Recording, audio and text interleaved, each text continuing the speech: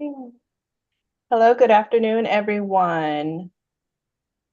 Hope you all are doing well this afternoon. My name is Rachel Gutierrez. I am a community outreach coordinator for the City of Houston Department of Neighborhoods. We welcome you to the A Month of Service program. I know many of you are that are our regulars. You tune in every week to participate in our workshops that our partnership has been able to provide to you. Our partners are graciously volunteering their services on a monthly basis, and we definitely encourage for you guys to keep on participating and spreading the word of these services because obviously there is something that is a benefit to maybe not just yourself, but those in your community.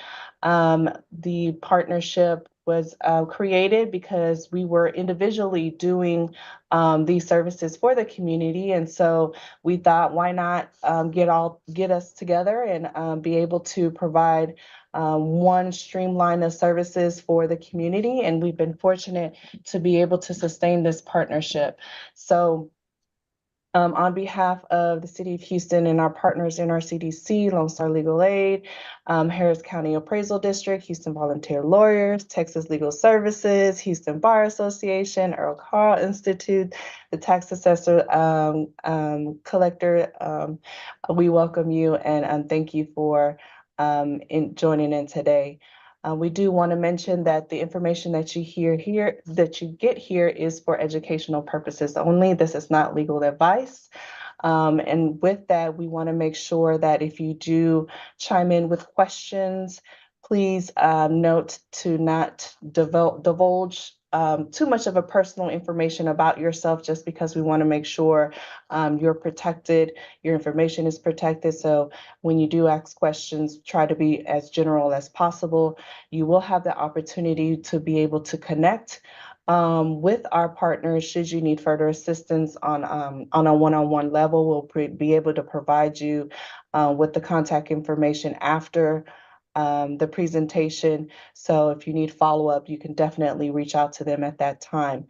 But we do appreciate you tuning in. Our workshops cover an array of different topics, regardless if it's generational wealth, financial literacy, family law, just an array of things that may be of benefit of you. And if we currently don't have a workshop available, most definitely reach out to myself or Nia at NRCDC to, put your request in, and we'll make sure to try to see where we are able to organize that for you. So today we have a great topic on evictions from Lone Star Legal Aid. I know it says presenter Kimberly, but Benjamin graciously stepped in for her today to be able to present on behalf of Lone Star Legal Aid. And so we're definitely appreciative of that. So I won't take much more of Benjamin's time because I know the information is vital. But I'll go ahead and let him introduce himself and he'll get started. Thank you very much. So my name is Benjamin Daly. I am a staff attorney here at Lone Star Legal Aid, and I specifically work on our eviction right to counsel unit. We represent tenants who are facing eviction issues and our landlord-tenant issues. So this is a subject matter that we at Lone Star are very familiar with, and we're happy to share some of the information with you today.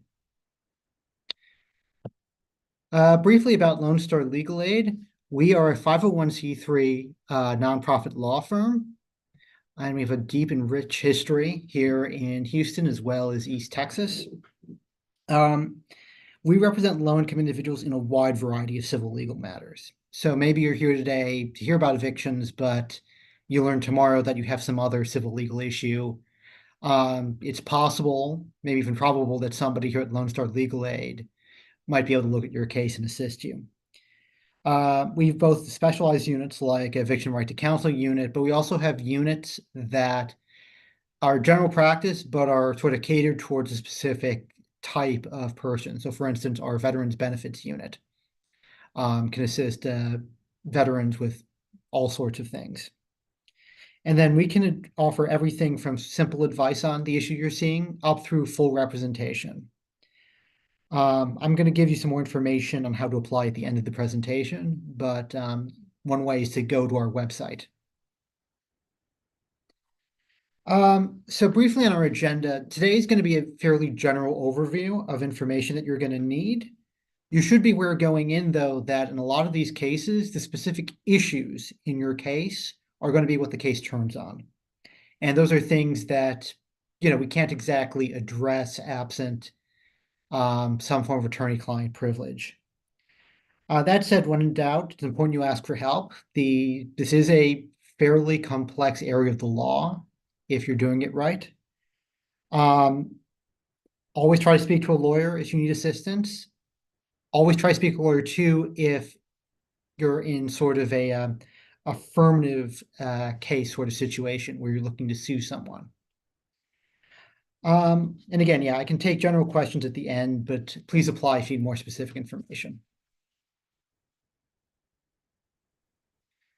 So first things first in landlord-tenant law is the lease agreement. The lease agreement is the basic agreement between landlord and tenant that establishes the relationship and allows a tenant to have legal possession of the property. Texas allows for both verbal, so oral leases and written leases. If you are someone who has an oral lease, you need to make sure that you take steps to document the agreement and the terms of the agreement. Likewise, if the lease term is going to be for longer than a year, then the lease needs to be in writing. An oral lease for longer than a year is not a valid lease. Keep in mind you have a right to a copy of the lease if it's written. That needs to be presented within 3 days. And if your landlord fails to provide you one, you should request for a copy in writing. Now, as far as a document, the lease is very, very important. The property code sets out the default rules in landlord-tenant relations, but leases can waive or alter some of the rights and change some of the timelines that we're going to talk about today. So just be aware, if you have questions about your rights and obligations, one of the first places you need to turn to is your lease. Most leases will contain all of these if they're written. The first and most important is the monthly rent. Your lease is going to tell you how much. It's going to tell you when and where to make the payments. It's going to set out whether or not there are late fees or any other fees. And then it also will provide information about how your payment will be applied. All leases are also going to contain an initial lease term. If it doesn't specify what the lease term is, it could be a month-to-month term. That's basically one where every month you would basically enter into a new landlord-tenant relationship until the lease itself is actually terminated. There may be certain fees associated with that, so you want to review to see if you are on a month-to-month, whether there are certain fees being added to your rent. It's going to set out what the community rules and policies are. Usually in your standard Texas Apartment Association lease, there'll be basically a section that says that, there are going to be community rules and policies, but it's going to reference a different document that might set those out, incorporate that in. They're likely going to be signed addendums. So if you are in public housing, there may be a HUD or an HHA agreement. There may be some concessions made. And then there may be some disclosures in the addendums that you need to be aware of. Most leases will have some language incorporating those signed addendums into the lease agreement proper. So those will be binding in most cases. They'll set out acts of default. So basically, we're going to talk a bit more about that. But if there is something, some behavior, some failure to, for instance, to pay rent or to pay a certain fee, the lease will set out that those failures or those actions constitute the default of the lease. Finally, your lease should set out some timelines. So for instance, if you're going... Hold on a second, give me a minute. I'm sorry, someone's not muted. You can go Okay. ahead, yeah. Okay, I'm sorry about that. Timelines. I was saying Lee should set out some different timelines. So for instance, the lease term, Buckle my if seatbelt. I'm sorry. For those that are online, please, or viewing virtually, please keep good. your please keep your microphones muted. Oh, Lori. okay, so when you're moving towards the end of the lease agreement, there may be a timeline in terms of notifying your landlord that you want to renew your lease or not renew your lease. Think so? Some other timelines that you might see are, it might set out what the amount of notice you have and a notice to vacate, what that might look like. And obviously, if there are notices of default, there may be timelines associated with that that you need to be aware of. Like I said, some of these timelines are set in the property code, but they can be altered by the lease agreement. So you need to be aware, we're going to talk about general rules, but your lease agreement might say something different in regards I to timelines, know. and you need Oh, to. man. I'm sorry. Okay. I think we've covered that. So terminating the lease is sort of the first step towards either ending a landlord-tenant relationship or the beginning of an eviction suit. There are sort of two ways in which you can do this. One happens sort of at the end of a lease term, and the other happens in the middle of a lease term. So at the end of a lease term, both landlord and tenant have the right to terminate the lease unilaterally with proper notice, according to the timelines agreed to by the lease. Notice of termination or non-renewal is something that's going to be set out in the lease agreement. Usually, what I've seen is that a lot of leases will say, give us a month's notice. Failure to leave after you received notice that the lease is not being renewed, that could make you what we call a holdover tenant. And that could make you vulnerable to what we call a holdover eviction. We'll talk more about that later. In almost all cases, your landlord cannot make you renew your lease. And likewise, you cannot make your landlord renew the lease. And so, be aware if you're coming up at the end of a lease term and you receive a notice of termination, more likely than not, that is going to be effective. That's not going to be something you can challenge or change. If you think for some reason that there might be special circumstances, for instance, if you are in some form of public housing or on some sort of housing voucher, those are instances in which, the right to terminate might be restricted for the landlord. You would need to reach out to an attorney for more advice on that. Now, if you have a termination during the initial lease term, so before it expires, we call that an early termination of the lease. That is something that would be sort of authorized under the lease agreement. And usually that would be involve some sort of breach of the lease or something, a breach of the lease or some sort of casualty loss. But we'll talk a little bit more about that. So landlords are not the only ones who have the right to terminate the lease early. The code does set out a number of instances in which a tenant can terminate the lease early. So for instance, for family violence, for sex offenses or stalking, in the case of a tenant's death, that's another instance in which the lease term can be terminated early by the tenant or by their estate. There are certain instances in which, if you're in the military and you have to redeploy, the code gives you certain rights to have an early termination in that instance too. Most of these cannot be waived by the lease, but the requirements for exercising your rights under any of these are very specific, and they are going to require some notice to the landlord.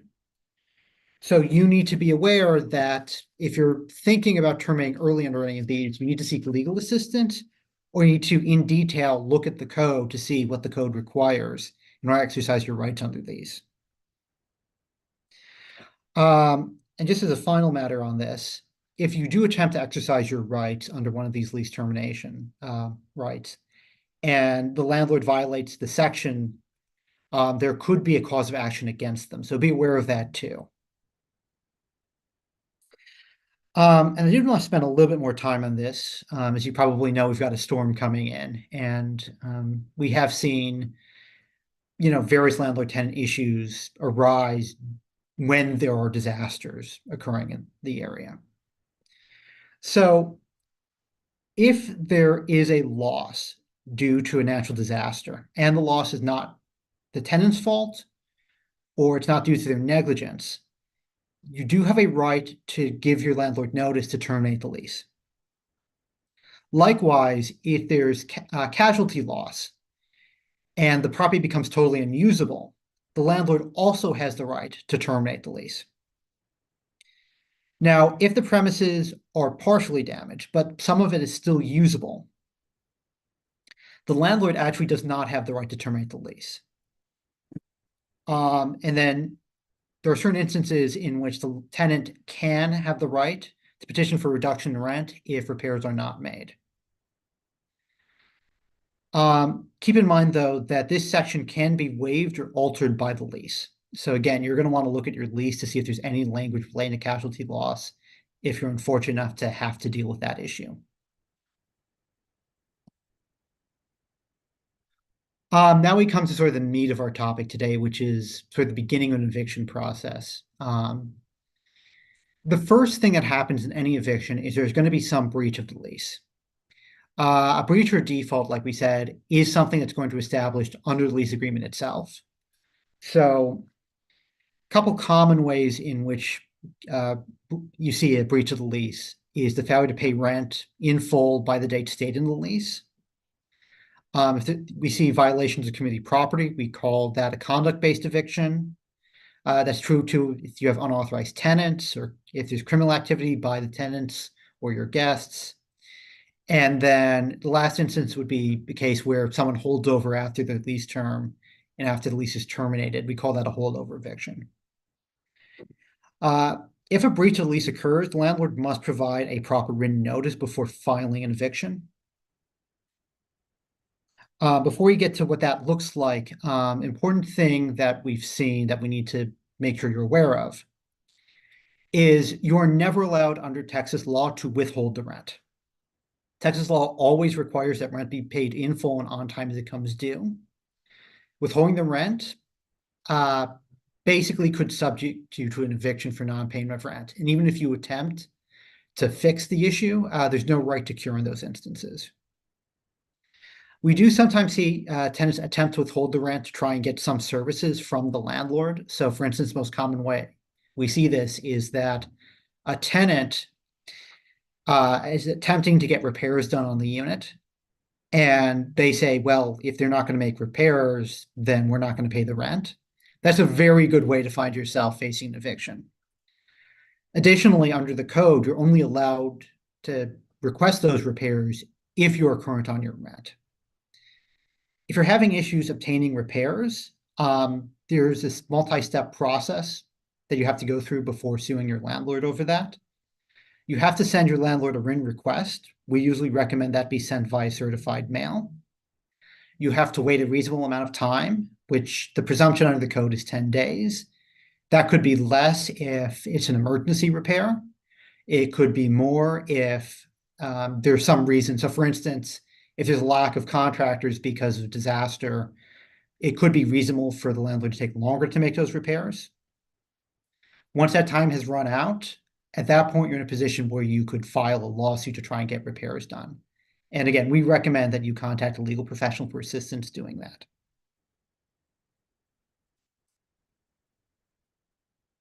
Another special case we see a lot is a landlord is given rent in full and on time and refuses to accept the rent.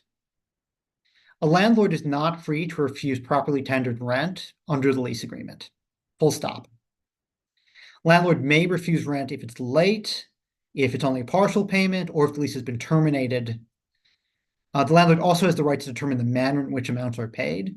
So if your lease says that you're required to give a money order and you show up to your landlord with cash instead, the landlord could potentially rightfully refuse that rent. So just be aware, review your lease, make sure you're paying the rent according to how the lease requires it. If for some reason your landlord is refusing properly tendered rent, again, make sure that you've reviewed the lease to make sure that you're covering everything that would be owed. That includes rent, any other fees that might be due, and error payment that might be owed. Make sure you document the date and the manner of the payment. So if you're paying according to money order and they're refusing the money order, make sure you have a photocopy of the money order, keep the money order if you can. Make sure you have some sort of documentation about the date and the time that you attempted to give it the money order. In some cases, if you're allowed to pay via mail, we recommend sending it to your landlord via certified mail. That way you've documented that you've done your part as a tenant. Make sure you also document the correspondence with the landlord. If they are telling you under no circumstances are they going to accept this rent, you want some sort of written confirmation of that. That way, if you need to rely on that in court, you have evidence. If you can, keep the payment of the funds available in case the landlord changes their mind or in case you need to tender that later. If this is a situation that goes on for several months, just because they refuse the first payment, keep making, or at least keep attempting to make in full and on-time payments. That way you can document and show any potential court that you've done what you need to do and that you are not in breach of the lease. Finally, and very important, this is another instance in which we recommend contacting an attorney for assistance. Okay, so now we're kind of in, things are starting to get serious. So a notice to vacate under the code is the first document that a tenant needs to be served with as part of the eviction process. It's required under the property code. The default rule is that the notice to vacate gives a timeline of at least 3 days notice to vacate prior to an eviction suit being filed. That is a timeline that can be altered by the lease. And there are also instances in which that timeline may be longer as a function of other forms of law. And we'll talk about that shortly. It's not enough that the notice to vacate be delivered. It needs to be delivered in a particular way. So there are, I say, 3.5 ways in which a notice can be delivered. The 3 proper ways: they can hand deliver to you. That's where the landlord comes up to the tenant and hands them a copy of the notice. It can be sent via regular, registered, or certified mail. So the landlord takes the notice, mails it to the tenant. Or it can be posted if it is on the inside of the resident's front door. So the landlord has to physically go to the apartment, open the door, tape it to the inside, close the door, and leave. And that's proper delivery. The code does allow in certain instances for an alternative. This is where if there's some reason that the landlord cannot either enter the property or deal with the tenant or for some reason mail timely the notice, they can put it in an envelope. They can firmly fix it on the outside of the door. The envelope has to have certain writing on it, basically identifying the recipient and informing them that the contents are important. And then they also have to mail a copy to the tenant before 5 o'clock on the same day. When we try these cases, this is what we see done wrong the most, is somebody attempts to post on the outside of the door without doing it properly. If they fail to properly deliver the notice, that's the end of that particular eviction. They may have rights to file again, but basically failure to deliver properly is failure to make your case in an eviction. For that reason, if you're a tenant and you're facing these issues, it's very important that you document exactly how you received a notice to vacate. Because again, if it was done wrong, that can be a major defense in your favor. CARES Act. Like I said, there are certain instances in which the timeline can be extended as a function of law. This is one of those laws. So CARES Act was originally a COVID-era policy. It was intended to basically give both landlords and tenants as well as a bunch of other groups, sort of different benefits as part of the pandemic response. Originally, it gave, I believe it was a 120-day eviction moratorium. But additionally, the CARES Act set out that at the end of that moratorium, certain covered properties would be required to give tenants a 30-day notice to vacate. Covered properties under that act are Violence Against Women Act covered programs. So that's things like Section 8 housing vouchers, low-income housing tax credit. There are a long list of different public housing benefits that are covered by VAWA. So if you are receiving a public benefit, or if someone you know at the same complex is receiving a benefit, it's likely it's a covered property. Also covered property are any properties with federally backed mortgages. So for instance, if you have a mortgage from Freddie Mac, Fannie Mae, Fair Housing Act, or VA mortgage, then those are instances in which they may be covered by the CARES Act as well. And we've seen these with single family homes on occasion. We've seen these with duplexes. I don't think I've seen any with mobile homes, but it's potentially a fairly broad list of properties that could be covered under this. There are some databases still available for quick search, but not all of them are up to date, and some of this information does change over time. This is our instance in which, if you think that you might have a CARES Act offense, you should be reaching out to an attorney for assistance. And at very least, you should be looking to confirm that this is in fact a CARES Act property.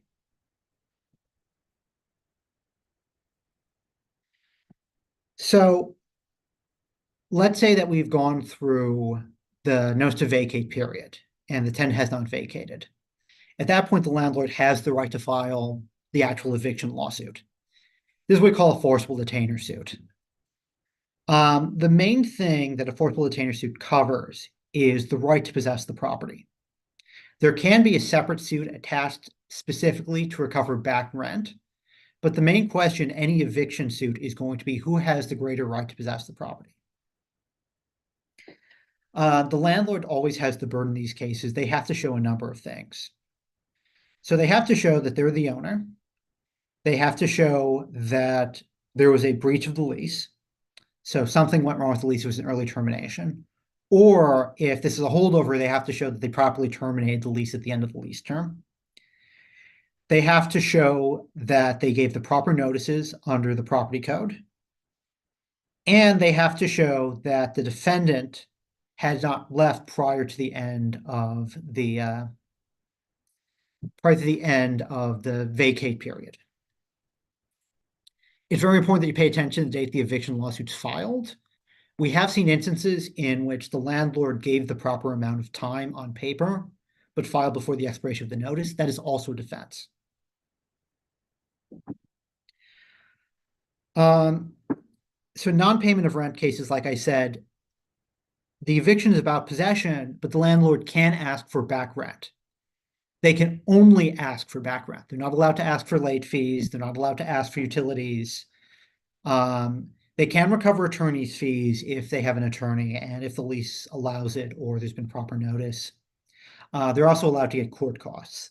But the main damages they're going to ask for are rent. If they're asking for more than rent, then they're not allowed to recover that. Keep in mind, they're also only allowed to ask for the tenant's portion of rent. If you're on a public housing program, such as a voucher, and there's a government portion and a tenant portion, they can only ask for the tenant portion of the rent, but the tenant is back. They're not allowed to also recover for unpaid amounts from the housing authority, so long as the voucher is still in effect. There is a right to a jury trial. You have to request timely, which is 3 days prior to the trial, and you have to either pay a fee or you have to plead to the court and show why you're unable to pay the jury fee. So at trial in justice court, this is sort of the first step that we're actually going to be litigating. Justice courts use a simplified set of rules. Basically, the theory behind the justice court is that it wouldn't be necessary to have attorneys. You want a form in which any person can go and plead their case and get relief sought. And as a result, normal procedure rules that you see in district or county court don't apply. Rules of evidence are also not generally enforced. The judge can choose to enforce them, but they're usually not. So just be aware that this is going to mean that your experience in one justice court could vary differently from a different justice court, sometimes even in the same precinct. If you are sued and you are going to court, make sure you arrive on time and have everything you might need for trial. Some courts are going to call the docket, but always going to have you check in with the clerk, but make sure the court knows that you're there. That way you don't get what we call a default judgment, where the court simply grants judgment, to somebody because the other party's not there. Some judges give instructions on how this works prior to calling the case to trial. So, pay attention while you're there. You might find information necessary to getting the best result if you listen. In some cases, judges before calling the case are going to ask that you confer with the other party. The reason they do this is a lot of eviction cases are instances that can be settled either through a payment plan or through some sort of move-out agreement. And so the judge normally likes it when the parties talk and solve the issue themselves without involving the court. So just be aware of that. Additionally, before you actually get called to trial, some courts host community groups that provide assistance. If you're a tenant looking for assistance, get there early, talk to the people who are there who are providing services. And if you're a landlord, you may also want to ask around and see if anybody there provides services that your tenant might be interested in. Sometimes that's a good way of sort of resolving things in a way that works out best for all parties. Also, before you go, if you need special accommodations, such as a Zoom hearing, before you go to court, call the clerk and ask for help. A lot of courts will ask that you file something in writing requesting a Zoom hearing. But I've also, in my experience, found that there are a lot of courts that are generous with allowing that. And if you have a good reason, it's important that you ask. So once the case actually gets called before the judge is generally going to begin by hearing the plaintiff's case. And so the plaintiff is going to basically give testimony. And then once the plaintiff is done, the defendant has the opportunity to ask questions, and then the defendant has the opportunity to respond. Keep in mind, the judge usually tries to guide these proceedings, so they will also have questions. So make sure that you're prepared to answer the judge's questions. Make sure you're also prepared to provide any evidence of your defenses. So for instance, if you have evidence that you made payments the landlord says you didn't make sure that you have copies of the money order, the receipt, that you can show the judge. Now, a lot of tenants, well, not a lot of tenants, but some tenants, they go to court, they're really just looking for more time and they want to try and get a reset. It's important to note that trial can only be reset to justice court by motion of the plaintiff or if both parties agree to continuance. In some cases, the judge can push things back a week, but the code is very strict on what they're able to do. Now, at the end of every trial, the judge is going to issue some sort of a judgment one way or another or dismiss the case. It's important that you know what the actual outcome is. I've seen instances in which somebody goes before the judge. They may, they may not know what the actual outcome is. They may not understand it. So it's important that you get a copy of whatever the final document is. That way you know whether or not you won or lost. And then just as a general rule, if you're going to trial, make sure you're being respectful to the judge, the court staff, and also the opposing party. These cases can get heated. It does you no good to basically anger any of the people involved. It's always better to keep a cool head.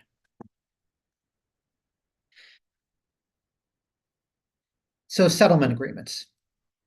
Like I mentioned in the last slide, a lot of cases when it comes to eviction can be solved through settlements where both parties sort of agree on a course of action. And so long as things are done a particular way, both parties can hopefully come to an equitable outcome. So something that's fair to all sides. Judges encourage settlement between the parties. Some judges go so far as to provide mediators at the request of the parties in order to help facilitate settlement. Other judges make standard forms available and do sort of facilitate assisting people with trade and settlement that they want. Settlement, of course, requires both parties to agree to specific terms. The parties are almost always responsible for determining what those terms are. Like I said, there are some courts that they'll provide standard terms, or they'll have a suggested date just to sort of get the conversation started.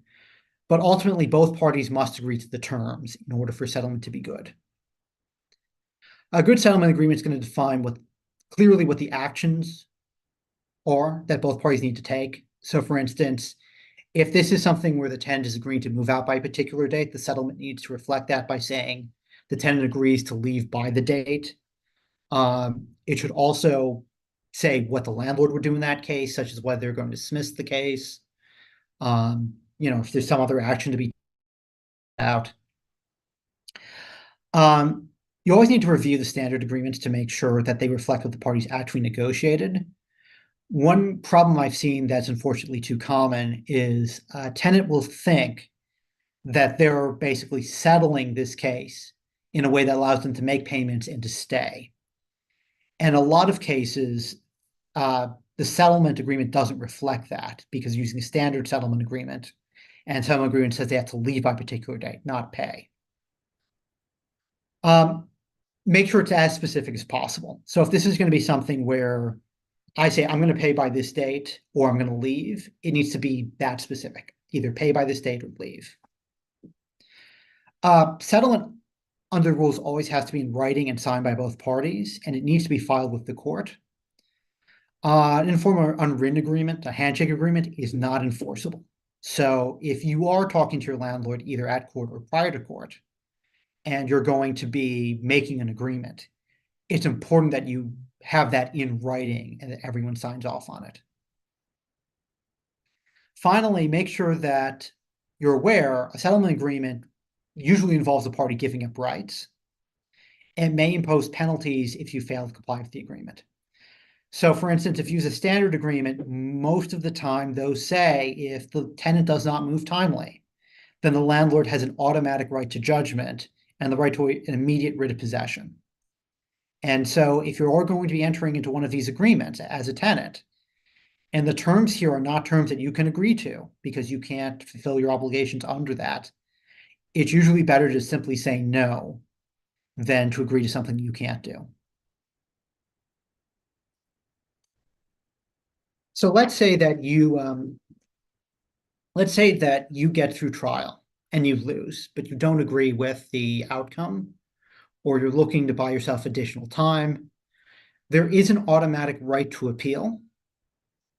The way that this process works is within 5 days of the court date, you can either pay an appeal bond, which is normally set by the court at 2 months of rent, or if you're unable to afford that, and most people are unable to afford it, you can file something called an inability to afford court costs and file the statement of inability to afford court costs and fees form. So really this needs to be updated. The language has changed. This is what we call a statement of inability or an SOI. It's a fairly substantial form in number of pages, but what it's asking for is your income information, your assets, any debts you have, and you're pleading to the court that you can't afford to pay the appeal bond and the court costs. That needs to be filed within 5 days of trial.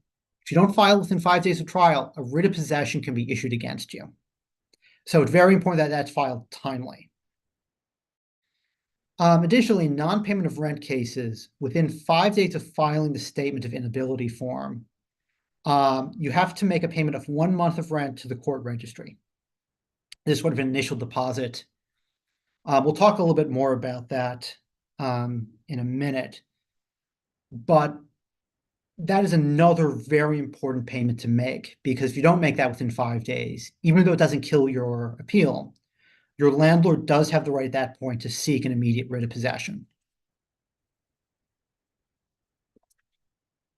once the statement of inability is filed, the case is transferred to the county court at law. That is a different court from the JP court, something higher up. And the case will be tried, we call de novo, which means it starts all over again. That process can take a couple weeks.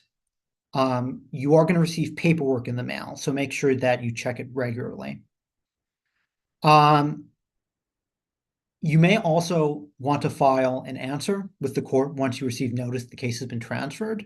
That's a somewhat formal, we'll call it a semi-formal pleading, where you basically tell the court that you disagree with the plaintiff's case.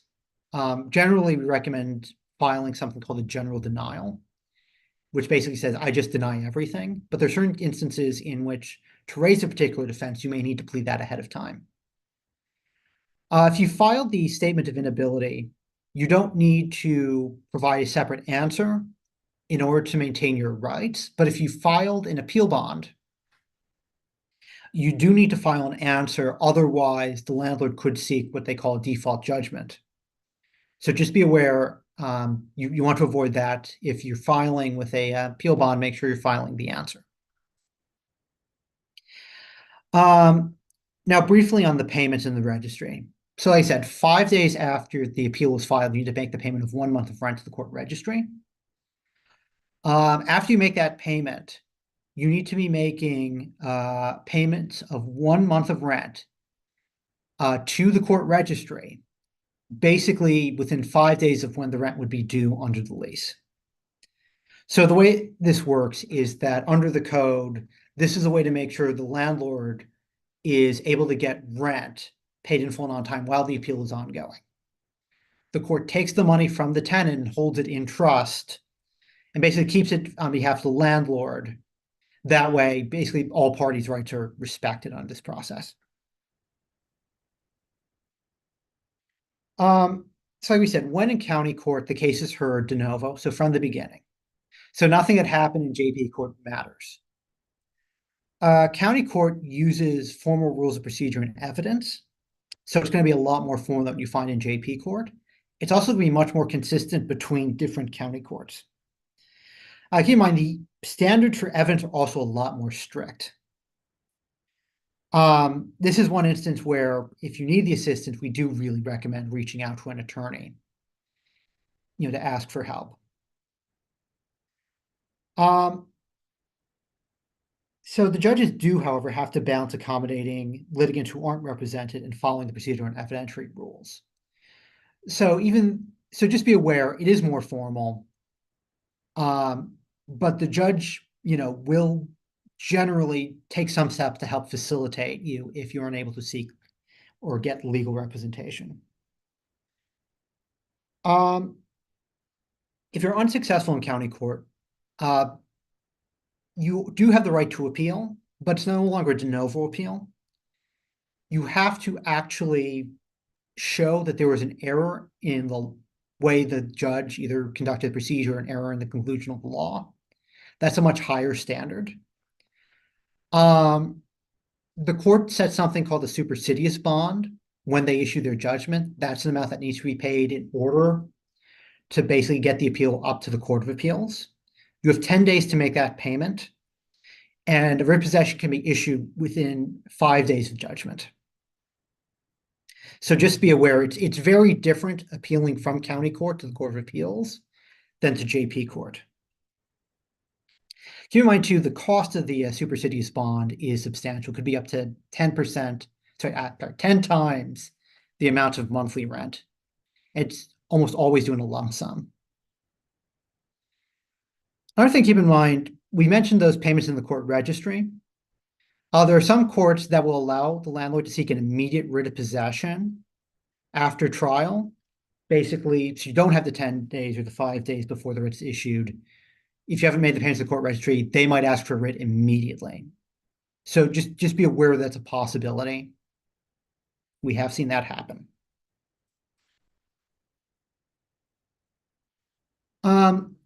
So in our special case that you might see, in cases where someone is either in public housing or subsidized housing, such as the Section 8 Housing Choice Voucher, or if they're receiving low-income housing tax credit benefits, Those are instances in which there are additional requirements the landlord has to show.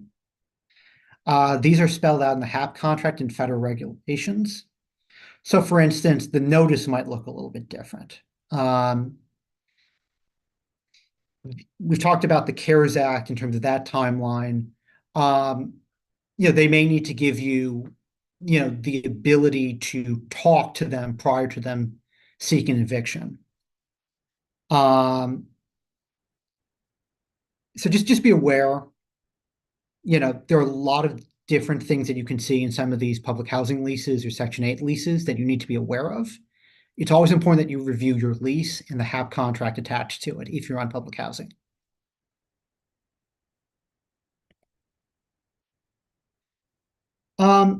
So that's sort of the eviction context. Some other things that you might see sort of in the context, are what we call self-help remedies.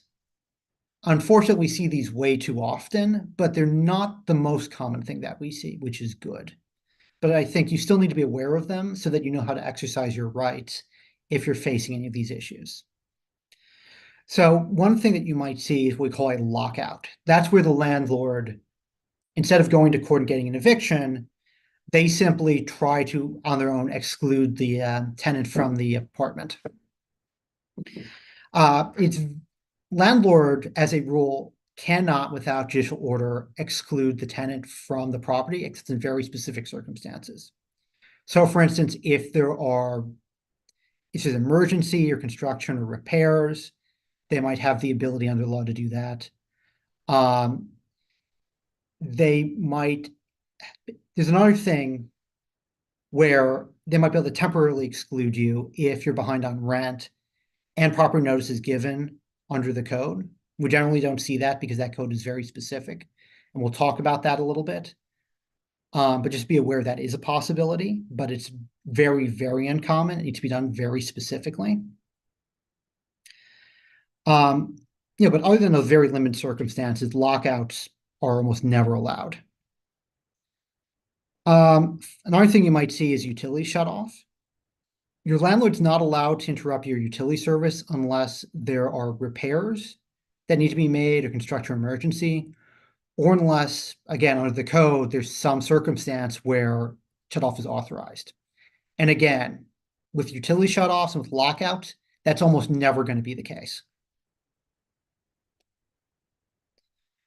So if you are behind on rent, or your landlord simply locks you out of the apartment without, actually any justification or without any judicial order, you do have remedies that you can exercise. For a lockout, we call this a writ of reentry lawsuit. If this is a utility shutoff, we call that a writ of restoration. These are ex parte motions to begin with, so they can be taken on an emergency basis. They can be filed with the JP court. And if you do need to file one of these and you can't afford the actual court costs, you can ask the court to waive those by filing something called the statement of inability. It's actually the same form you'd use to appeal an eviction. It's something that you'd file at the time you file that lawsuit. This is something that, if you are facing one of these issues, you should be reaching out to an attorney as well. I can't mention that nearly enough. So when you've been locked out, you have to be aware that except for under the property code 92.0081, the lockout is almost always going to be invalid. And even under this part of the code, it's very rare because there are so many things the landlord can do wrong that basically opens them up to liability. If they are going to lock you out, they have to give you advance notice. They have to let you know that you can get your key, a new key for the unit within 2 hours of making a request, regardless of day or time. And they can't demand any payment exchange for the key. If they do this if they lock you out without doing any of that, you file the writ of restoration lawsuit. with the JP court. Case is usually set for a quick ex parte hearing, which means you don't need to serve the landlord prior to the hearing. You basically tell the judge at that hearing, the facts of the case. And usually the facts amount to, I've been excluded from my property. I can't get back in. There's no order against me allowing them to exclude me from the property. There's no emergency where they would have had to exclude me from the property. No repairs or construction being made.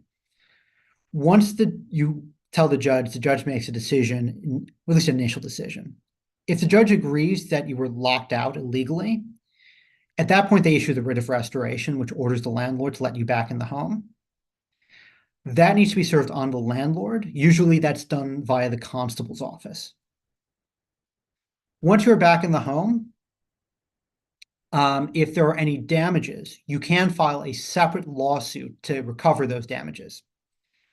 So that can include 1 month's rent, $1,000 actual damage, expenses, court costs, and reasonable attorney's fees, less any amounts that would otherwise be due on the lease agreement. This and utility shutoff, these are instances in which if you are locked out, it's important that you document what your damages are. So for instance, if you get locked out at 10 o'clock at night on a Friday, there's no court open to hear your case, and you have to get a hotel room, and you have to order out food so you can eat. Document those expenses.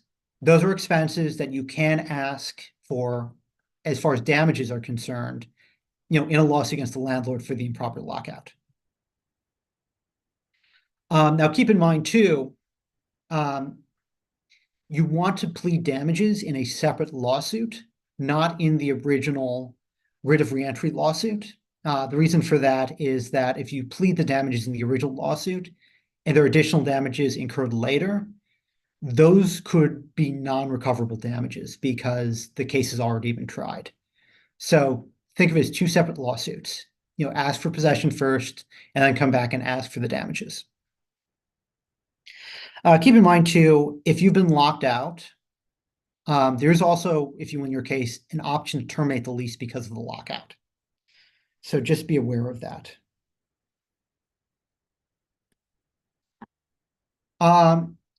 Utility shutoff has a lot of the same principles in terms of how it's tried. So if the services have been disconnected legally, you file the lawsuit in this precinct where the house is. It's an ex parte hearing, so again, you don't need to serve your landlord prior to the hearing. Although, as best practice in both these cases, you can give your landlord sort of an informal notice that you're having the hearing. You plead to the judge, utilities were shut off, no notice, not authorized by the lease. If the judge agrees the utilities were disconnected illegally, they issue a writ of restoration. That's again served on the landlord via the constable's office. And again, if there are any damages associated with the shutoff, those can be recovered in a separate lawsuit. You don't want to plead that you lost money in the first lawsuit to get the restoration of the utilities. You need to, or at least you're going to want to plead those in a separate lawsuit.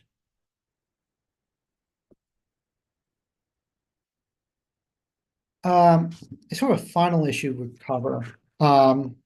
Security deposits are an issue that a lot of people see when they're moving out, and there are a lot of questions about that.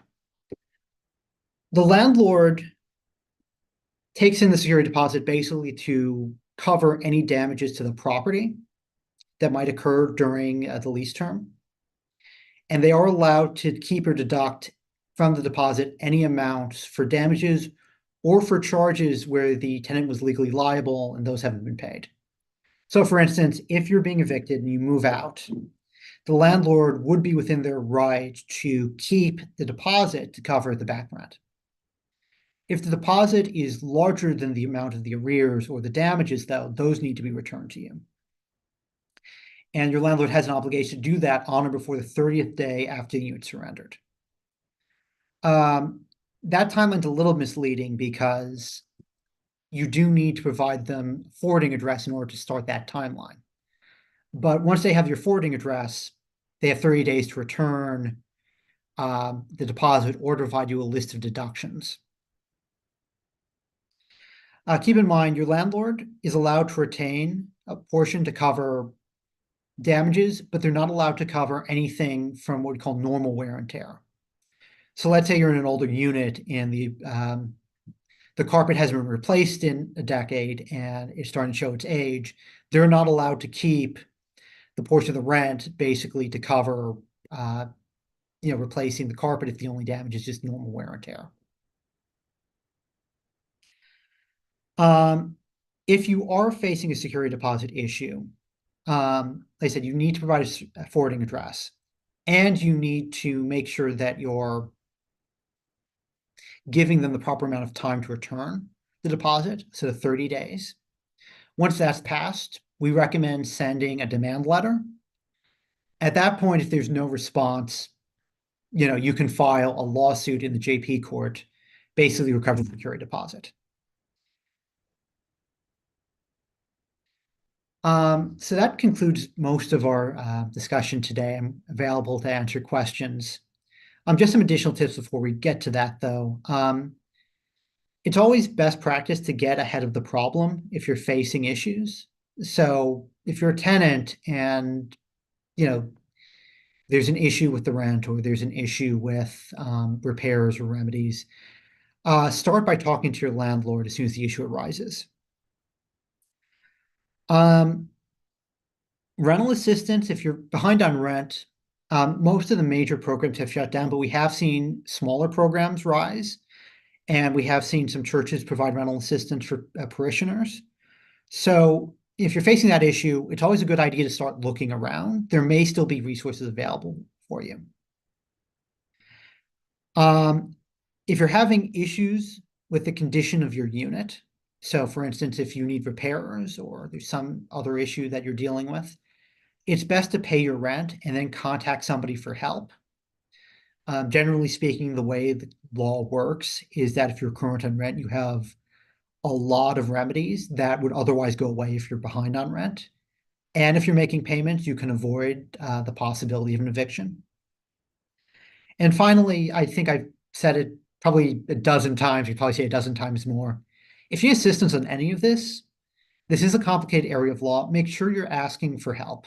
Either applying with Lone Star Legal Aid or one of the other organizations that's doing eviction defense work or landlord tenant work here in Houston, or if you're somewhere else, wherever you are, contacting your local organizations. So thanks so much for your time.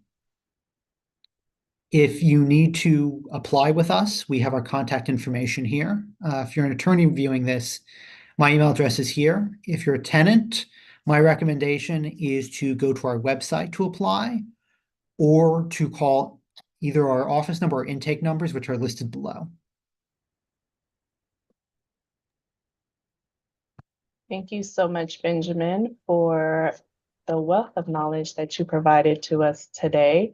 I am checking the chat. I know there was a couple of questions, but I went ahead and answered them in the chat.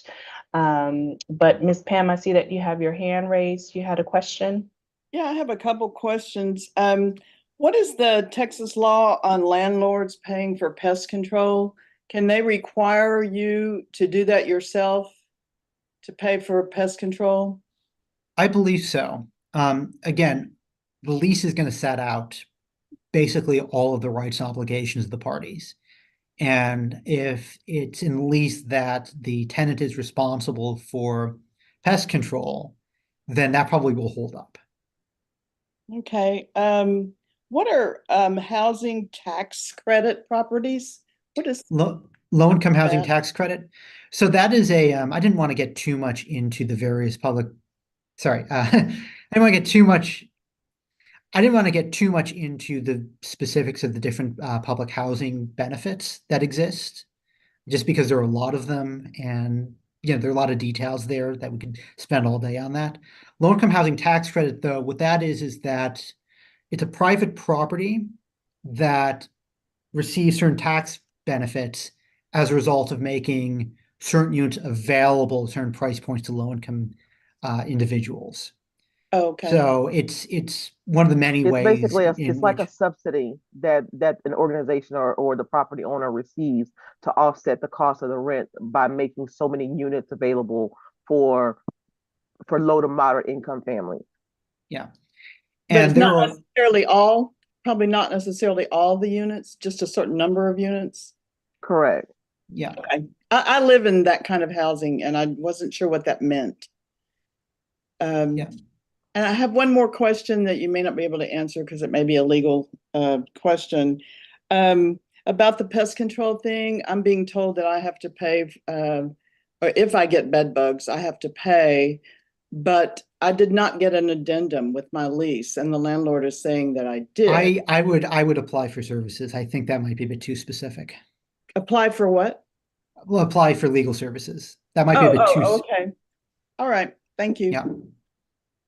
But good afternoon, everyone. This is Nia with Neighborhood Recovery. I'm sorry, I was a little bit late jumping on, but I kind of wanted to add to or ask a question behind what she's just saying about the pest control. So there is no law or anything per se as it relates to pest control that anything is the responsibility of the landlord versus the tenant. Because at one point I had heard that the landlord is responsible for pest control of like the building and the property and things like that. It wasn't what was part of the lease, that it's what they were required to do. So, So that's not accurate. I mean, there are habitability statutes that say, you know, there are certain instances in which there might be consequences for the landlord not keeping a property in order. I guess the question on the table was whether or not a tenant could be required to pay for certain sorts of pest control. I don't know of any statute that specifically disallows that. Which is different than saying that if the landlord is leasing out something that's not habitable, that there could be consequences. So I would have to review the code again to see, where specifically that's stated. I don't know that there's anything in the code that prevents a landlord from saying, that we're charging you a fee as part of a pest control operation. I mean, generally that's something that, can be negotiated within a lease. So, Especially if they caused it or something, if they knew that they have trash overflowing and piled up and a lot of pets and things like that that could cause infestations, then it would be on the tenant as well, opposed or to the just landlord's think, responsibility. well, we're just so I think there might be I'm two just giving questions. scenarios here. Yeah, I think there might be two questions here. So one is whether or not there are consequences for a landlord basically failing to control a pest population. And, there would be potentially to matter that could harm the health and safety of their tenants. But the other thing is whether or not the landlord could say in a lease agreement, we're charging you, a $10 fee a month to cover pest control. Like that's and I think that I don't know of any authority that says that they're not allowed to assess a pest control fee against a tenant. Now, Gotcha. if there's something where there's some fee not under the lease, but they're trying to charge a tenant, pest control amounts because there's been an infestation. Now we're getting to specifics that I think would require an attorney to look at the specifics in order to answer the Gotcha. question fully. So, Gotcha. again, I'm not getting into specifics. I can't rule out that there is something wrong going on, but I can't really delve into it otherwise. So as it relates to addendums for leases, can they add any addendums that they want after you've actually signed a lease? Most addendums are going to be signed at the time of the lease. If there's an additional addendum that they're asking you to sign and you refuse, that's an instance in which I would suggest seeking legal assistance. My read of that, again, I don't, I'd have to review some other materials to make sure that this is the right impulse. But the lease is a full contract and the addendums are incorporated into the lease. Yes. And there are certain instances in which something like community rules can change over time. But if the lease doesn't say that this addendum is incorporated into the lease, and they come back 6 months later and say, we want you to sign this additional addendum, and you don't, I don't think that it's binding. Now, if you do sign it, then it could become part of the lease because you are allowed to, in certain cases, amend the lease in writing. But again, the specifics of that scenario are something that I think would need to be considered in context before I could provide a clear answer. May I ask another question about that very thing? Suppose you sign a lease and then before you get a copy, they add a bunch of addendums. Isn't that illegal? I mean, I used to be a legal secretary and you could not do that. You couldn't add some addendum to a contract. That was not okay. I'm gonna tread very, very lightly. And what I'm gonna say is that there's an enforceability question there for sure. If this is something where it's been added, but the lease agreement proper doesn't allude to these addendums, or they weren't signed by the tenant, or the lease doesn't conceive of things changing. So for instance, again, community rules are something that they say the community rules are incorporated into the lease. Those are things that change. An addendum proper that's not that, might not be enforceable if it's something they add on later on.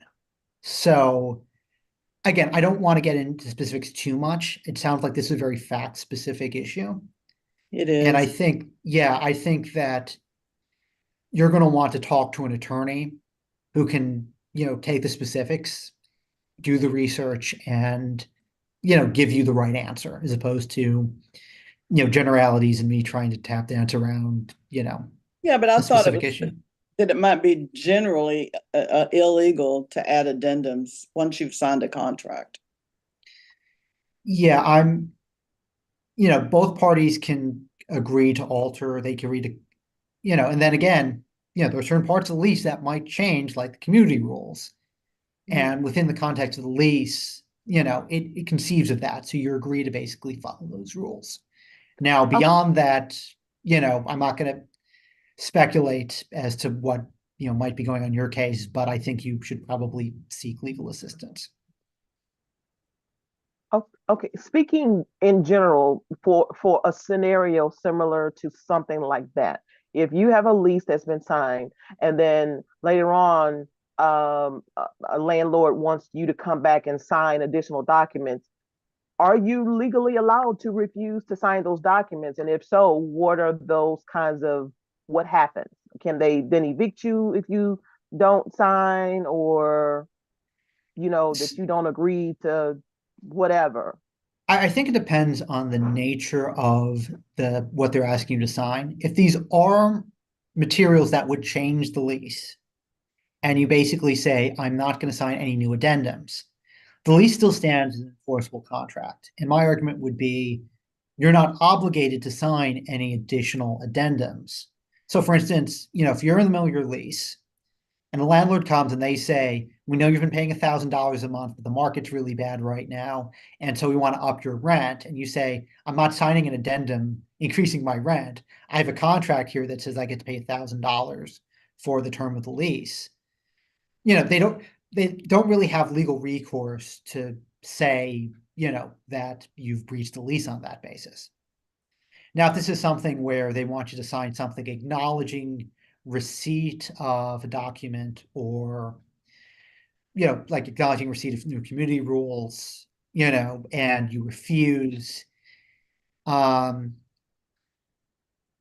still don't it's hard to know whether or not that would constitute a breach of the lease, because that would be something actually established by the lease itself. And so I think the language of that lease would potentially be determinative on that question. So it's another fact-specific issue that I could speculate on, but you'd ultimately need to review the lease. Okay. All right. There was another question here that was emailed to me. Who's responsible for mold in an apartment? So again, that could be determined by the text of the lease agreement. We've seen mold addendums time to time. Generally speaking, the landlord is required to keep the property in a manner that's safe. So if you're talking about mold that materially affects the health and safety of the tenant, and it's not caused by either the tenant or the tenant's negligence, you probably have repair and remedy rights.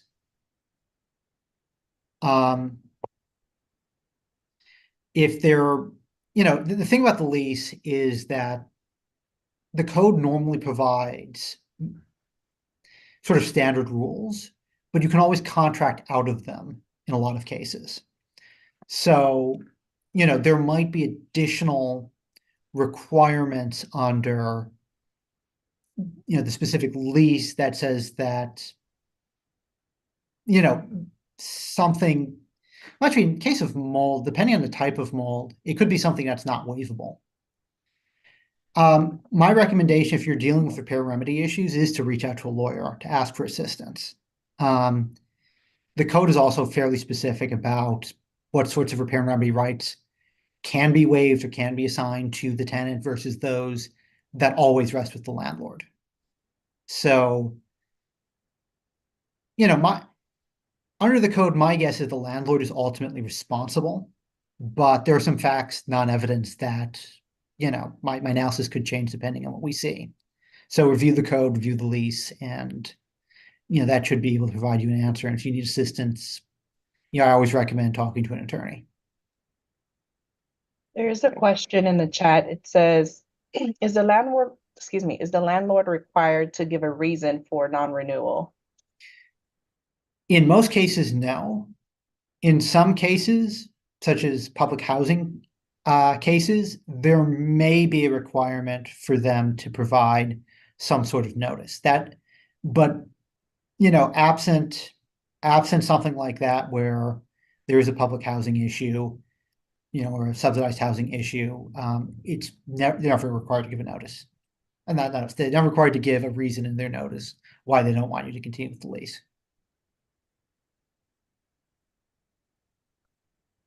Okay, I believe those are all the questions that were emailed in advance and also that I see in the chat.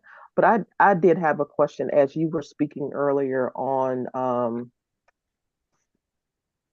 disasters. What happens like in a disaster and someone being displaced and things of that nature. I've seen it a few times where tenants have had some kind of damage to their units or what have you, and are consequently displaced. And landlords may or may not have available in other units to put them in. Kind of two-part questions, I guess. Is there something that says that the landlord is required to place them in another unit that is similar to the unit that they were in? I mean, so if they were on the third floor and the roof came off the third floor, is the tenant supposed to be put into another unit on that same, or another unit is supposed to be made available for that tenant on the property? Generally speaking, no.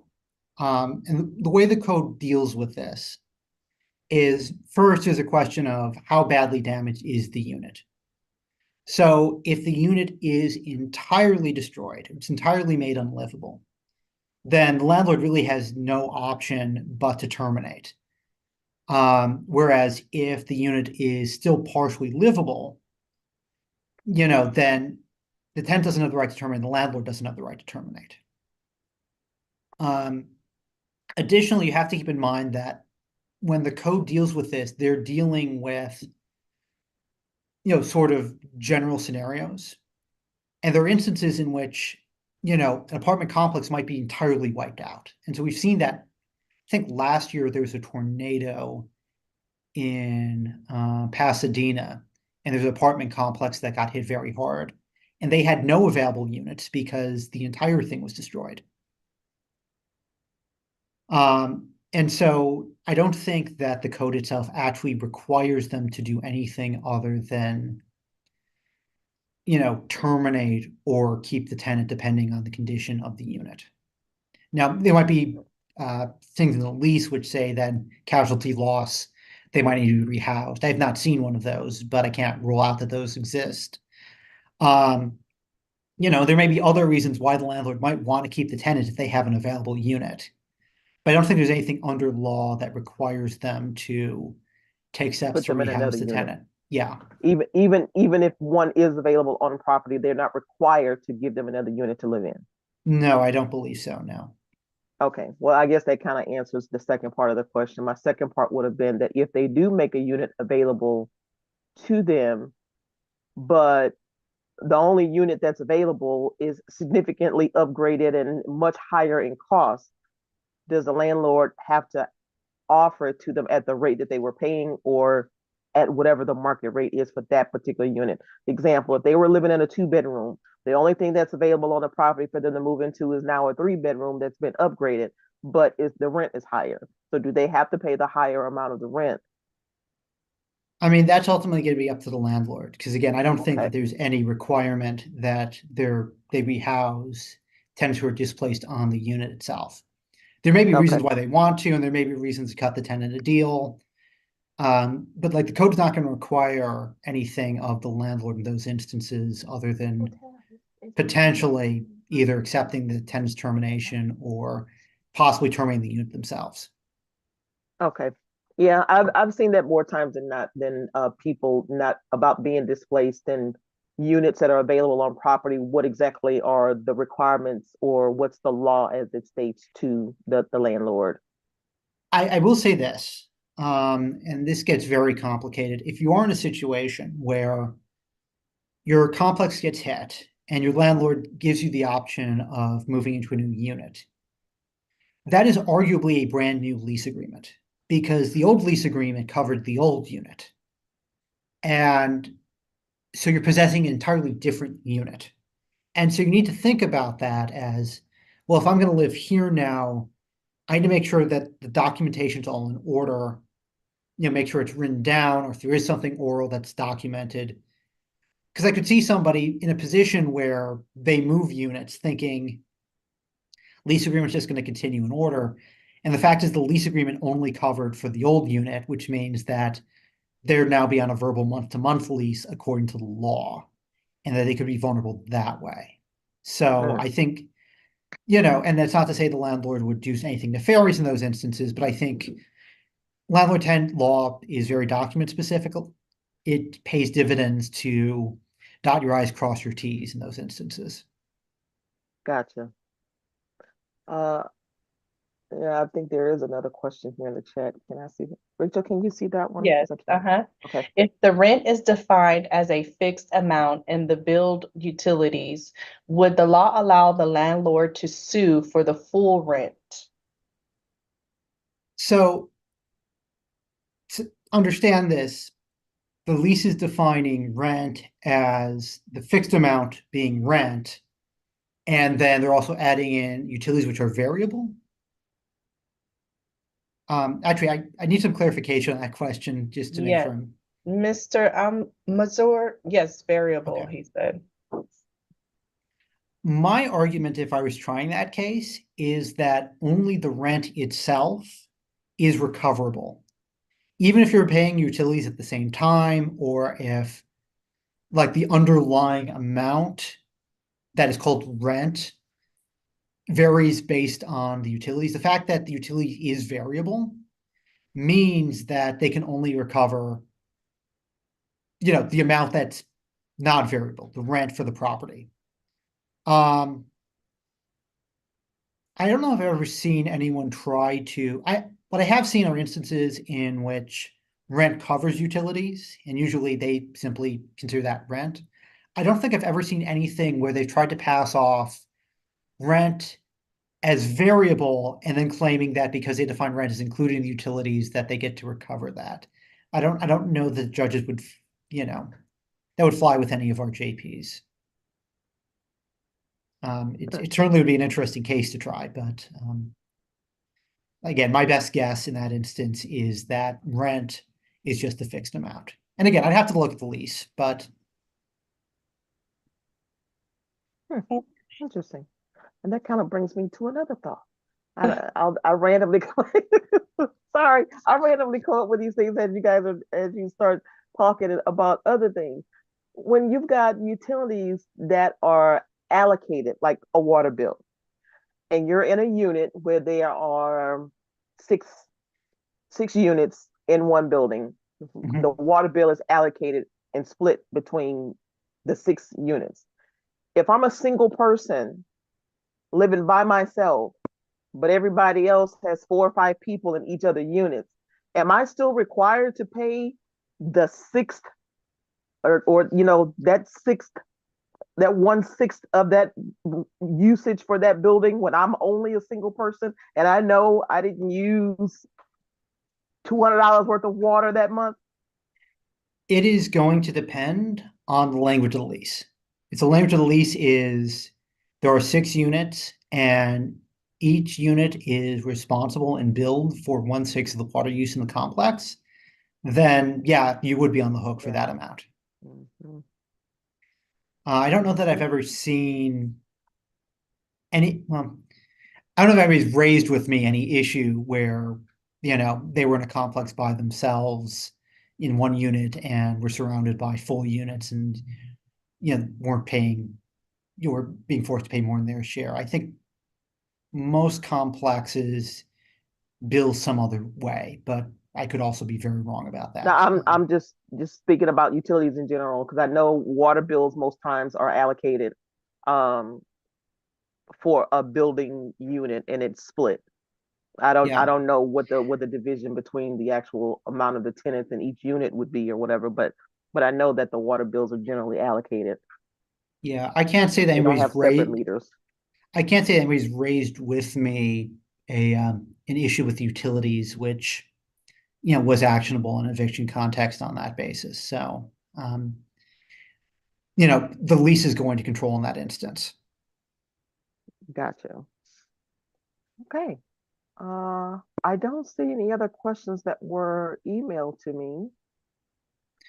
Actually, on the issue of the utilities, if there is a dispute between you and the landlord over utility bill, and you're paying utilities directly to the landlord, seek legal assistance. But keep in mind that a lot of leases contain language which allows the landlord to apply your rental payments to any and all charges that are allowable under the lease.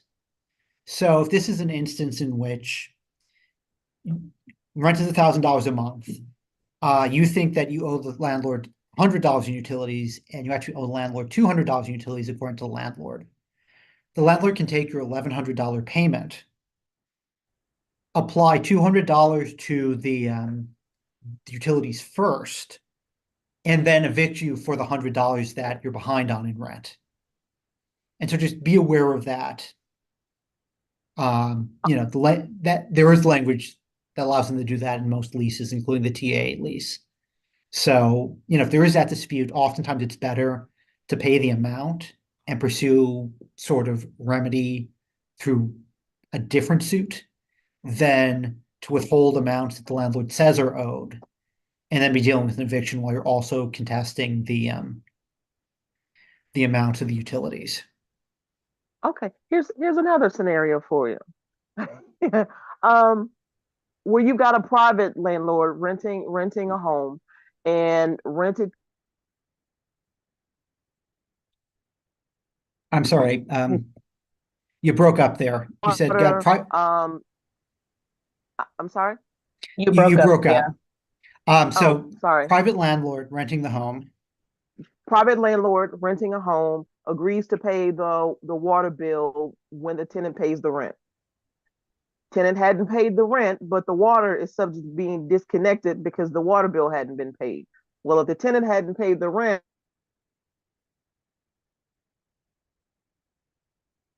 I'm sorry, you broke up again. Rent? Sorry, you broke up again. You're asking whether or not so Did I get disconnected again? yeah, I'm sorry. So the way I think I get what you're gesturing at. So basically the landlord gets the rent from the tenant and they say they're going to pay the water bill. and then Yes. they don't. They pocket that money. So rent has been paid in No, no, no, no, full. no, No? no, no, no. Tenant has not paid the water bill. Tenant has not paid the rent. So the landlord can't pay the water bill until the tenant pays the rent. So the landlord is responsible for keeping utilities on. They're not allowed to deny the tenant utilities because they haven't paid rent. In most cases, if landlords are dealing with something like that, they're just going to move to evict. But they're not authorized to simply shut off the utilities because rent or utility payments have been made to the landlord.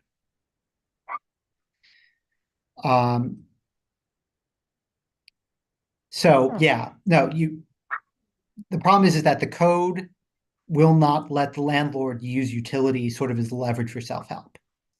And so even if this is something where the landlord has to pay for these amounts out of their own pocket for a time being, the code is still not going to facilitate them, shutting off the utilities. Gotcha. Okay. Oh, that's all. I just had that conversation most recently with somebody, so that's all. Yeah. Okay, I believe those are all the questions that we have. Is there? I think there's anything one else? more in the Just- One chat. I more just saw popped something up. pop up. It says, in county court, the county sets the court date and sends the information to both tenant and landlord. What to expect in the county court?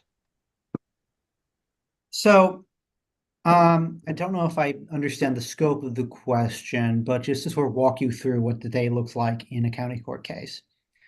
So either you're going to go in or you're going to be on Zoom. 3 of our county courts still do Zoom dockets. The 4th is doing in-person dockets. There are some differences depending on where you go. If you're in person, the first thing you do is they do a docket call. So you announce that you're present for your case, and then they're going to ask that the parties confer prior to trial. And so you have an opportunity to talk and see if you can get things settled. I actually don't know how they're handling that on Zoom these days. Sometimes they automatically put you in a room with opposing parties. Sometimes they don't, in which case you should ask, can we confer prior to moving forward? Once it actually gets to trial in front of the judge, the landlord, like in JP court, puts on their case first. So this is done by, if the pro se litigant, so if they're representing themselves, they may give testimony themselves, or if they're represented, they may ask, have a witness that they can ask questions of. They're responsible for proving up basically the same things they did in JP court. The one big difference is that's a lot more regimented and it's a lot more formal in county court, and the standards for evidence are a little bit different. So for instance, in JP court, you might have a landlord that goes in and just says, hey, I'm Bob from the office. I know this tenant. I have this ledger that shows that they're behind. Here's this notice to vacate that was provided. It's all written in the petition. I want my eviction. That could be enough in JP court. In county court, they're supposed to basically say, my name is so and so. I have this position. If they have the notice, they're supposed to have personal knowledge about how it was delivered. They're supposed to know the ledger.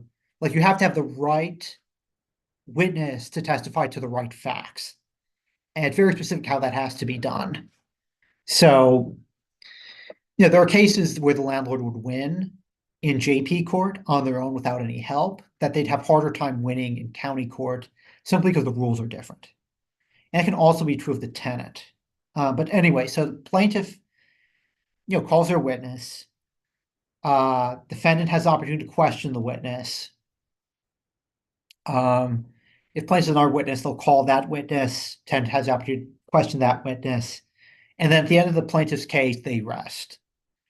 Defendant then has the opportunity to put on their own case. If they're pro se, they may talk to the judge or raise their issues. If they are represented by somebody. So like if I was representing a tenant, I'd call witnesses.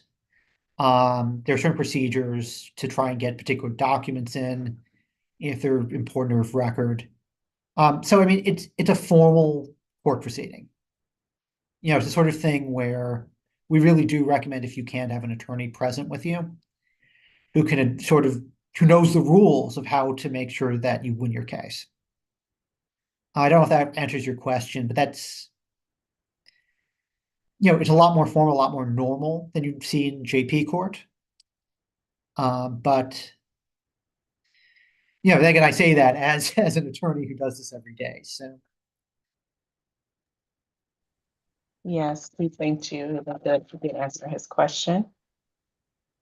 All right, so I think that is it for today. We thank you once again, not only Benjamin, but to our viewers to tuning in to our workshop. This information will be sent to those individuals that did register for the workshop. So you'll be able to reference back to the information at a later time if you are in need of the information at that time. And also, obviously, if you need to read out on a one-to-one basis, feel free to reach out to Lone Star Legal Aid and Benjamin, or if you have any other needs that could possibly request or require legal services, feel free to do that as well.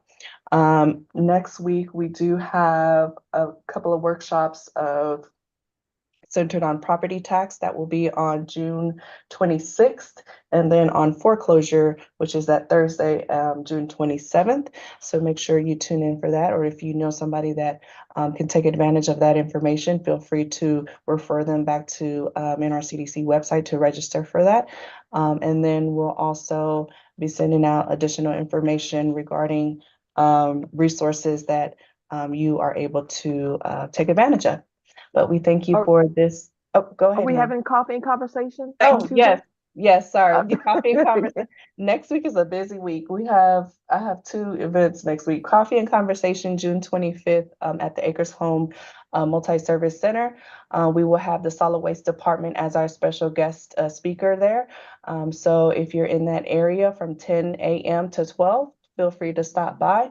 And then also we are doing a special event. The Department of Neighborhoods is doing a special event in District E about educating residents on different departments and what they do, policy and procedure. District E, it's at the Iglesia Tu Camino.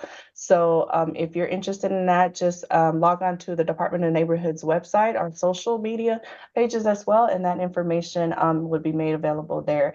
Or if you want to contact me directly, you can do so. My phone number is 832-393-0887. Sorry, 0887. 832-393-0887. Nia, did you All have right. anything else to add on? No, that would be it. We want to thank you all for joining us this afternoon. Benjamin, thank you for taking the time out of your schedule to provide this information to the community. Once again, we appreciate you and Lone Star Legal Aid and the partnership of a month of service, and to all of our participants for continuing to come back or joining us for the first time and supporting the a month of service collaboration. So thank you guys. You all have a safe and wonderful remainder of your day, and take care of yourselves, and we'll see you all next time. All right. Bye-bye. bye.